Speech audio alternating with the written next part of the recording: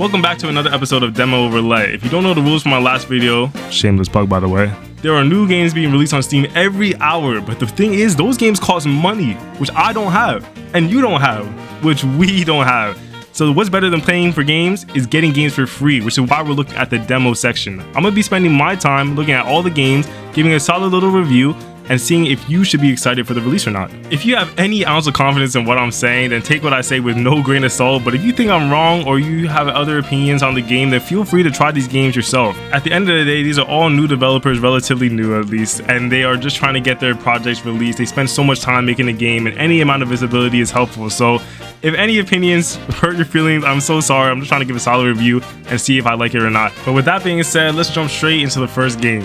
Memo To The Underlord is a classic roguelike dungeon crawler where you play as a tiny little goblin trying to stick it to the man. This game plays like any other dungeon crawler, so I'm not going to really go into the nitty-gritty experience of how I played the game, but going on the aspects of the game that make it unique, I think it would be really good to look at the art style. Now, I know every single game is usually a top-down game, especially when it comes to roguelike games, so I'm not going to say, oh, this is the revolutionary art style, you know, the best art style I've ever seen, but the fact that the art style is 3D is what makes it special for me. I don't see a lot of 3D top-down games often, especially in the roguelike dungeon crawling bullet hell-esque game that this is. So the fact that it's done and executed well is what makes it really special for me. Now the game is actually still a work in progress. Its early access is coming out at the beginning of 2026, but there is a content map being released with changes such as dynamic room difficulty, a quest setting, or costumes being scheduled to be pushed out periodically as it gets closer and closer to the full release of the game. For that reason, I don't really just want to hammer down and just say, oh, there's so many negatives with this game for things that may just be changed in the next patch. But the two inconsistencies that I really found that really, bothered me a little bit would be that the damage between enemies, sometimes I'll take a hit and it will do 20 damage, and the next time it does 40 damage and I die to the same exact hit. I'm dead? And I'm a little confused about that. Enemy damage? It's a little iffy there. What? Another impact that I thought was, very gameplay oriented, so I think this would probably be the biggest issue I found, is that the rooms felt a little bit too spacious.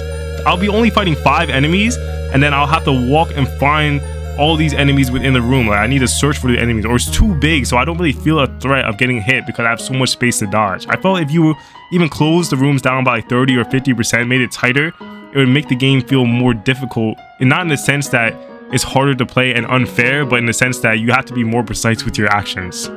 Now, the one thing I really did like on the other side of, it can't always be a negative Nancy, is that the final boss was done very well. Now, if anything, I feel the developer put all the time polishing the final boss. It had multiple different phases, multiple different attack patterns. Usually when I see these demo bosses, they usually have 1 or 2 attack idle animations, and then they'll just loop that over and over again. But this boss felt alive. It felt like it was attacking me. It was chasing after me.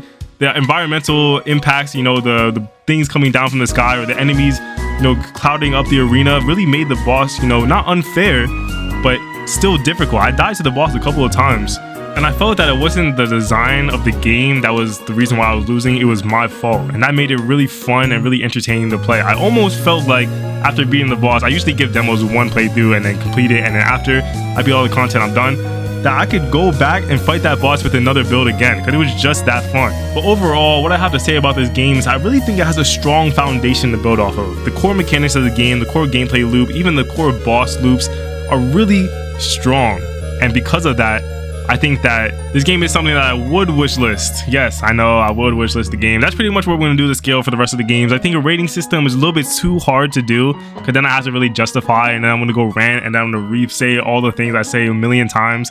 So I'm going to say, would I wishlist it? Would I not wishlist it? I already gave you my reasons. I think this is a solid wishlist, and I really recommend you guys give it a try. Now on to the next game. We have Music Runner, which is a beat game, or like Beat Saber type game. Is that what it's called? I don't know even what the genre of these games are. I don't play them often, so take my review with multiple grains of salt at this point. I know I said in the beginning, take it with no salt if you trust me, but like, I dead don't know what I'm going to be talking about here. But I played the game and I had fun, so I'm going to just give you my little review on this shit, so let's get started. For those of you who've never played rhythm games before, let me break down the core gameplay mechanics. There's some sort of visual cue that's going to be at the top of the screen. You want to line that up with the line as perfectly as possible, and you will get it perfect if you line it up perfectly. You can be a little early, a little late. There won't be any penalties for this game specifically, and I mean there will be no penalties for this game specifically. In the later levels of the game, I started spamming every single button. I mean, I never missed a beat. You can count on that, but did I really enjoy the game at that point? Yes, because I won. But that doesn't really matter. If you miss a beat, it ruins your combo streak, and if you lose your streak, you lose your score multiplier, which makes you lose the game, which makes you lose your mental, which makes you lose your sanity, and then your computer as you break it and go on and yeah, rhythm games. Because of the fact that I don't really play rhythm games as my main source of content or even my secondary source of content, I can't really give you the definitive, oh, this is what it could really do better, this is what it can't do better. However, I will give you the breakdown from a new player's perspective and someone who doesn't really play rhythm games often. It was really strange to have my hands on the SDF and the JKL buttons. Like, I swear I've never had my hands placed like that in my life for any game ever. But the game really held my hands all the way, pun not intended, through the game as I just started learning, and it made all the levels super easy in the beginning. I really thought I got the hang of it. I was like, yo, this game is so easy. Maybe I'm a god tier rhythm game player. And then it showed me reality and I started understanding that there are really levels to this shit. But it was really like riding a bike for the first time. At first it was hard and then I wanted to give up. But then as I got the hang of it, I really actually started enjoying the game more than I thought I would. Now, wrapping up this segment, a rhythm game is not a good rhythm game without good music. And I wouldn't say this music is something I'm going to add to my playlist or be playing when I'm riding in my car, but it was definitely solid tier rhythm music. Like, genuinely, I found myself enjoying the songs and did not mind losing because I liked playing the song over again. It was fun, it was a good experience. And would I wishlist this game, you ask? No. Personally, this game was good enough. It was a good introduction to rhythm games and I enjoyed it, but it wasn't enough to pull me in and really say, hey, you should start being a rhythm game player. But of course, for every game, I'm gonna keep on saying, I'm gonna keep on reiterating, I do genuinely think that you guys should try it out for yourselves. If you like rhythm games, this is perfect for you. If you don't, still give it a try. It's a very good game, really fun.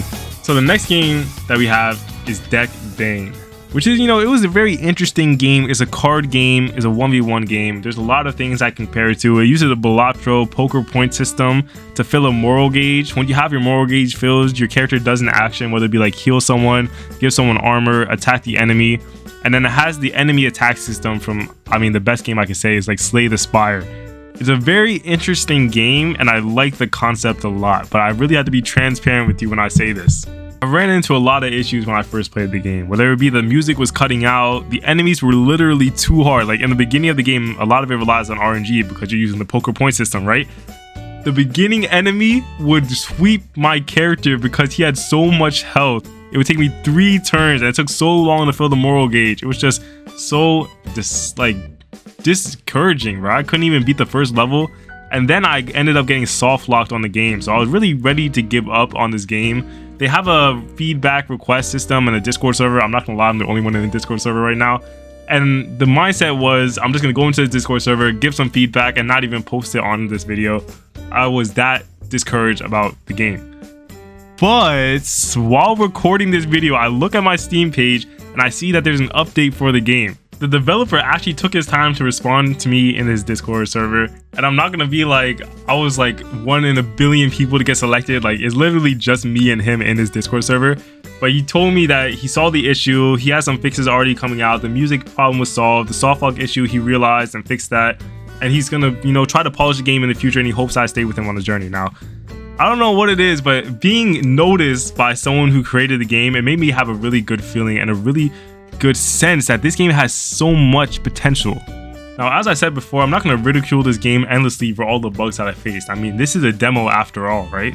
There's bound to be bugs in a demo, and obviously this one had more than any other demo I've experienced. Not that it's a bad thing, of course, not that it's a bad thing. I'm just being transparent with you guys as much as this developer is being transparent with me. And because he's being so transparent and he cares about this game enough to really put the effort in and put fast patches, hot fixes into the game immediately, and he knows of the issues and he's actively trying to polish his game, I really think that this game has such a great future ahead of it. And for that reason alone, I am personally going to wishlist this game. I'm down to communicate with the developer and try to make this game the best version it could possibly be, but I don't necessarily recommend someone who is wanting to play a demo or try to help this developer to wishlist the game or even try out the demo unless you really want to help and try to experience it, if that makes sense. This is not one of those demos where it's like, oh, you're getting a taste of the game. This is one of those demos where the game is going to be broken, the game is not fully complete, and you should know that. And if you want to help. If you don't want to help, then your experience is not going to be what you really fulfilled or wished it was going to be. But the end result of this game, if you really see the vision that I'm seeing, if you see the work that this guy has and the passion, then you might be able to, you know, enjoy it for what it is as it is now, and then really appreciate it and see how far it's come once it releases. Now, enough of that game. The last game we have in our list is the Bar Souls, which is a retro pixel Souls-like game, which is a mouthful, I know. And it's probably one of the best games I've played in a while. There's nothing really bad I could say about this game. There's so much positive. I could spend a whole entire video just talking about this game, but it's only a demo. I've only gotten 20 minutes in and I'm so captivated, so captured by the art style, by the music, by the enemy designs, by the movement. It's just everything about this game works so well. In the short snippet of time I got, I probably could have beaten this game in 5 minutes, but just like a Souls-like game, I died multiple times to the boss, learning his attack patterns, and then on the run back I would die again, which is even worse.